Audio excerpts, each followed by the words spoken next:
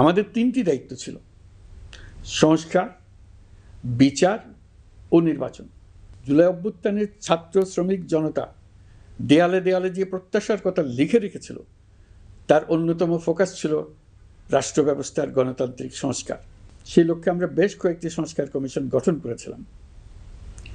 তাদের মধ্যে প্রধান প্রধান সংস্কার কমিশনগুলো যে সুপারিশ পেশ করেছে সেগুলোর মধ্যে স্বল্প সময়ের মধ্যে আশু বাস্তবায়নযোগ্য বহু সংস্কার আমরা ইতিমধ্যে সম্পন্ন করেছি।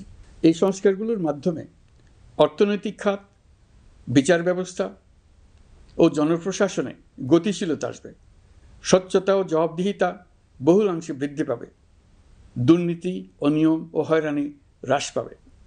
দীর্ঘমেয়াদী সংস্কার কাজ বাস্তবায়নের লক্ষ্যে আমরা জাতীয় ঐকমত্য কমিশন গঠন করেছিলাম।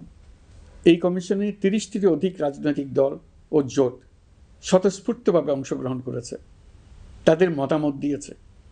প্রাথমিক পর্যায়ে ঐকমত্য কমিশন 166টি সুপারিশ নিয়ে 30টির বেশি রাজনৈতিক দলের সঙ্গে প্রায় 2 মাস ধরে দলগত ও জোটগতভাবে আলোচনা করেছিল।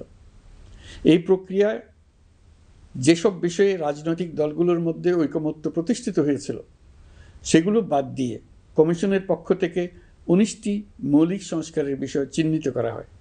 দ্বিতীয় পর্যায়ে 23 দিন ধরে আলোচনা শেষে 19টি বিষয়ের বেশিরভাগ ক্ষেত্রেই ঐকমত্য প্রতিষ্ঠা করা সম্ভব হয়েছে, যদিও কয়েকটি ক্ষেত্রে কিছু কিছু রাজনৈতিক দলের নোট অফ ডিসেন্ট রয়েছে।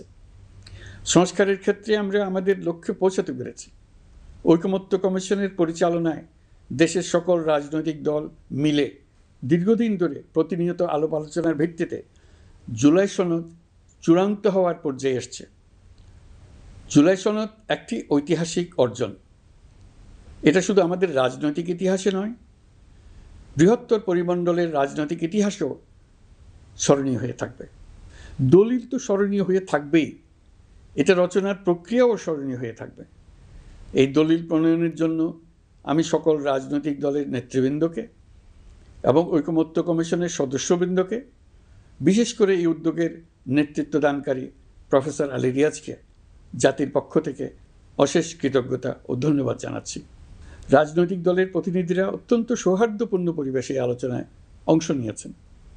মতপার্থক্য থাকা সত্ত্বেও সকল রাজনৈতিক দলের মধ্যে ঐকমত্য তৈরির চেষ্টা ছিল। আমরা আশা করছি এই ঐকমত্যের ভিত্তিতে অচিরেই রাজনৈতিক দলগুলি জুলাই সনদে স্বাক্ষর করবে এবং এর বাস্তবায়নেও ঐকমত্যে পৌঁছাবে। জুলাই সনদ বাংলাদেশে সুষ্ঠুভাবে ক্ষমতা হস্তান্তর, জবাবদিহিমূলক রাষ্ট্রীয় প্রতিষ্ঠানগুলোর স্বাধীনতা ও সক্ষমতা, নাগরিক অধিকারের সত্যিকারের বাস্তবায়ন, রাষ্ট্রীয় সম্পদ ও সামর্থ্যের ব্যবস্থাপনা নিশ্চিত করবে। আমাদেরকে নিশ্চিত করতে হবে ভবিষ্যতের কোনো সরকারই যেন আর ফ্যাসিস্ট হয়ে উঠতে না পারে।